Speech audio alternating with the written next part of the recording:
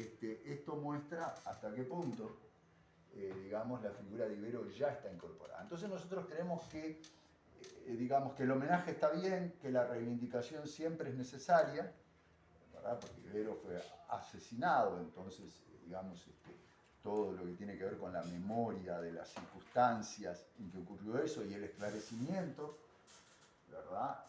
Sigue siendo importante. Y el homenaje, bueno, también, porque es una manera de, digamos así, difundir lo que es la obra de Ibero, lo que fue su figura y, digamos, lo que fue su mensaje en ese momento y lo que significa para nosotros ahora. Pero la investigación es lo que es necesario porque es lo que nos va a permitir poner en perspectiva, digamos, esa figura, ese aporte y, digamos, situarlo no solo desde el punto de vista de, digamos, lo que Ibero pudo haber concebido, creado, postulado, sino de cómo lo recibimos nosotros, que creemos que es lo más importante. Más ahora que nunca es necesario ver qué sucedió con una figura que parece tan insular, tan particular dentro del contexto del Uruguay de los años 60, porque eso es lo que va a remarcar, lo que va a subrayar, digamos, el conjunto de las investigaciones sobre Ibero. En Ibero Gutiérrez no aparece solo un militante del 68 uruguayo, título que hemos empleado varios. Yo creo que De Masi, Marcarián y yo mismo en un artículo que es del año, debe ser del año 88 por ahí, hablé del 68 uruguayo. O sea, hay una especificidad del 68 uruguayo, eso lo vemos todos. Pero lo particular de esa especificidad es que justamente se pone de alguna manera al borde de lo que fue la característica del 68 universal, o sea, de los rasgos más especiales del 68 en sus manifestaciones, que fueron, como sabemos, en muy distintas partes del mundo y, digamos, con componentes extraordinariamente diferentes para lo que era nuestra percepción en el momento actual, pero que quizás mirados desde el presente toman otra característica, ¿verdad? Por ejemplo, nosotros en un momento hablábamos de dictadura, digamos, ¿verdad? Y no se hablaba de totalitarismo sobre el Uruguay. Y al surgir una lectura que habilitó la idea de terrorismo de Estado, entonces nos dimos cuenta que lo que existió en el Uruguay no fue, o se popularizó, se generalizó la idea de que lo que existió en el Uruguay no fue una dictadura militar como la define el siglo XIX, sino que fue una cosa absolutamente diferente.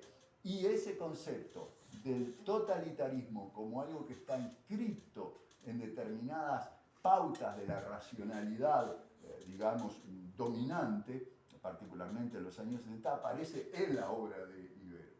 Entonces, allí tenemos un elemento, digamos, absolutamente singular y que, bueno, tiene que ver con todo el conjunto de la singularidad de la personalidad de Ibero. Entonces, bueno, el libro apunta de alguna manera por eso a Ibero Gutiérrez desde el presente, porque en verdad el primero de los textos es un poema que yo escribo en el exilio y, digamos, todavía con una perspectiva muy, o sea, del año 74, en el Uruguay todavía estaban pasando las cosas que estaban pasando, y bueno, con una perspectiva muy, digamos, de ese momento, y es muy diferente de los textos que vienen después. El libro no es una exégesis de Ibero, no es una exégesis de Ibero, inclusive yo no quise que hubiera ninguna otra foto de Ibero que Ibero con sus padres, una foto de Ibero, porque de alguna manera no quería de ninguna manera que el libro apareciera embanderado, digamos.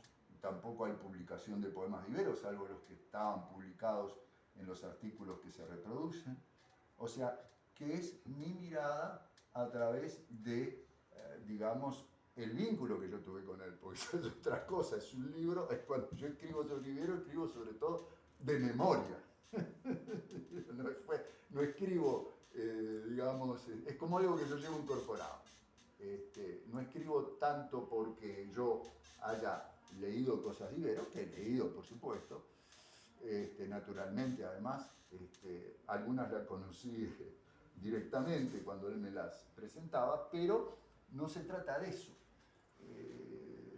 ¿verdad? No se trata de una exégesis en absoluto, sino que acá, digamos, lo que es muchas veces referencia, cuando la obra uno tiene un referente, como todos hemos tenido, por ejemplo, yo que sé, autores como Derrida, Foucault u otros, no se trata de una referencia de alguien, sino que se trata de más bien una cosa que uno lleva con uno mismo.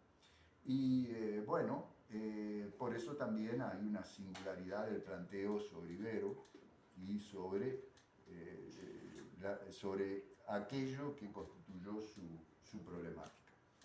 Donde yo lo que destaco en la contratapa es justamente esa singularidad del planteo de Ibero, digamos, que no refleja solo la sensibilidad del 68, sino que además hace una crítica que va a cuestiones que aparentemente escapaban, digamos, a esa circunstancia del 68 en el Uruguay, aparentemente, ¿no?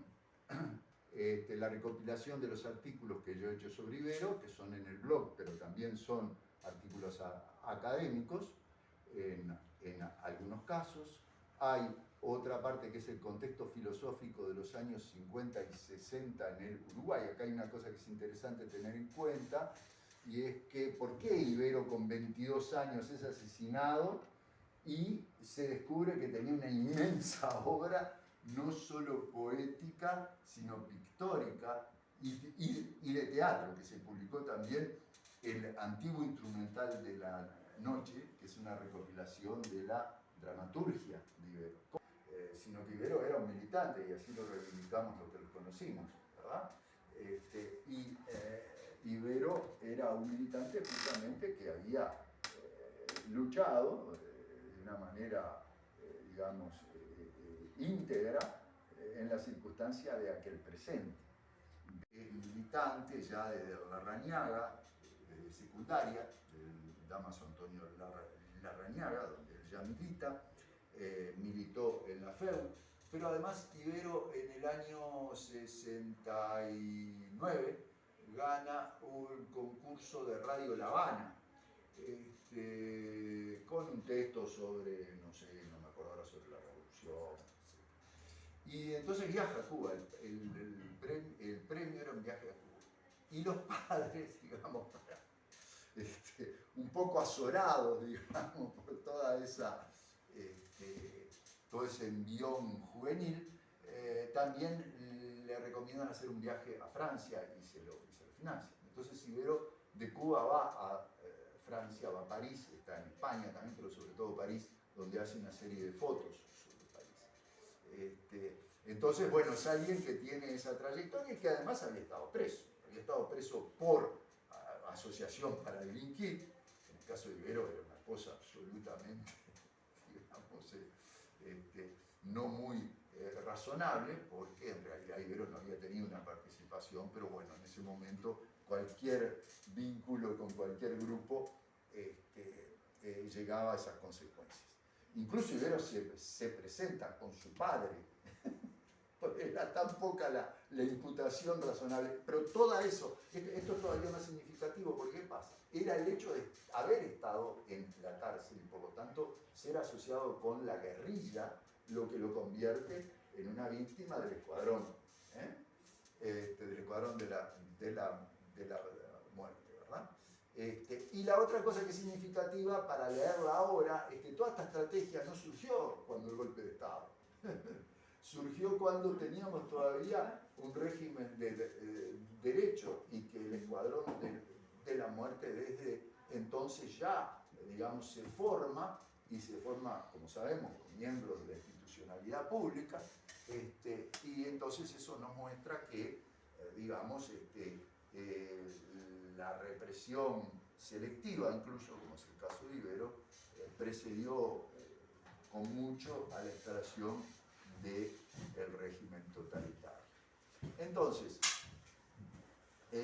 lo que estamos planteando es que no estamos solo ante un poeta y pintor influido por una sensibilidad generacional, sino que estamos además ante un creador que se interroga acerca de la trivialidad del consumismo y de la dominación totalitaria. El problema del totalitarismo aparece en Ibero, y ese es un rasgo absolutamente, digamos, destacado de Ibero, por ejemplo, en Impronta, ¿verdad? Y en muchos otros textos, ¿verdad? Y el problema del consumismo, o sea, de la trivialización de la existencia humana por, digamos, la generación de un círculo entre producción y consumo, ¿verdad? Que estaba regulado obviamente por determinado tipo de publicidad que genera determinado tipo de sensibilidad. Eran preguntas que venían en el momento de la mano de, por supuesto, todo el movimiento estudiantil y en el mundo, particularmente en Europa, de una problemática que en ese momento se configuraba, que ahora tiene obviamente otras características, pero que, digamos, es un antecedente importante de las problemáticas que vemos ahora, donde hablamos del resurgimiento de fascismos, ¿verdad? Y hablamos del resurgimiento de totalitarismo. Bueno, entonces, digamos, ver que Ibero en esa circunstancia hace, digamos, 50 años, más, en verdad, haya podido plantear con relación a la realidad política y a la experiencia y a la sensibilidad social esa problemática del totalitarismo en el Uruguay, es un antecedente importante para ver por dónde hilvanar una crítica posible.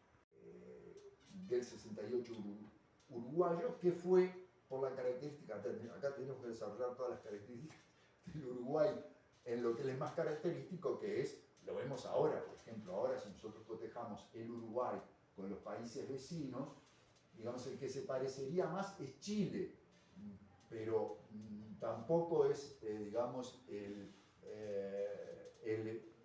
exacto símil, porque el Uruguay lo que se caracteriza es por una, digamos, fortaleza y una estabilidad del sistema de partidos. Y por el influjo que el ámbito partidario tiene sobre el conjunto de la vida pública. Cosas que, digamos, son totalmente explicables desde el punto de vista histórico. Hay algunos investigadores que han hablado y siguen hablando, muchos de ellos politólogos, historiadores, de partidocracia. O sea, el Uruguay es un país que tiene un registro de partido político. Entonces, eso hizo que, digamos, toda la movilización juvenil de esos años estuviera extraordinariamente inscrita. Por ejemplo, nosotros en la Facultad de Humanidades, cuando militábamos con Ibero, las agrupaciones estudiantiles estaban afiliadas, eran de un partido. Eso ahora, en el mundo estudiantil, diría yo que casi ha desaparecido, salvo en algún caso de humanidades, pero muy particular. Entonces, eso, digamos, nos da una idea de que, digamos, un pensador que pudiera registrar una diferenciación vinculada con el totalitarismo, que en Uruguay para la izquierda es una palabra maldita, porque es una palabra empleada por los medios de comunicación, sobre todo por las radios, digamos, la Asociación de Broadcasters del Uruguay, por los medios de comunicación, para hablar de Cuba y de la Unión Soviética. Ibero veía el problema desde otro punto de vista y no lo plantea nunca anclado ideológicamente en tal o cual cosa, sino que lo plantea, digamos, desde el punto de vista de determinada influjo de la racionalidad sobre